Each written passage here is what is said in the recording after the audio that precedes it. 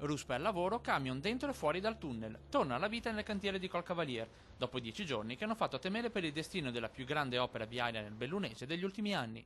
Uomini e mezzi sono tornati a lavoro alle 7 di questa mattina dopo il via libera da parte di Veneto Strade, che ha ottenuto l'impegno della regione a saldare quanto dovuto. La società fino ad oggi ha anticipato di tasca propria i fondi per far andare avanti i lavori, fino a quando l'attesa dei soldi che ancora devono arrivare dal mutuo regionale non è stata più sostenibile. Le dichiarazioni di impegno della regione sono state sufficienti per far ripartire il cantiere.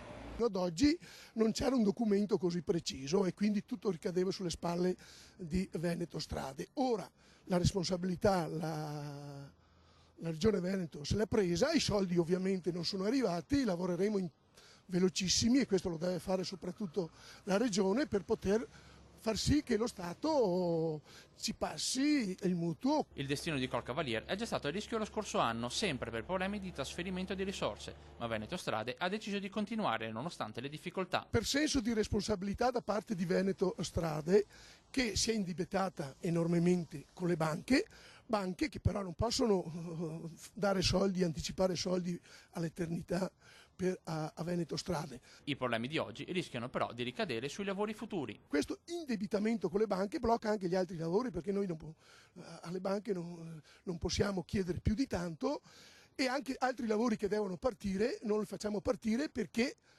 non è arrivato, torno a ripetere, il becco di un quattrino da parte della Regione per questa opera che è una delle più grosse che stiamo facendo. Quindi questo ricade anche sulla partenza e sui lavori altri che dobbiamo fare e in provincia di Belluno e nel resto del Veneto.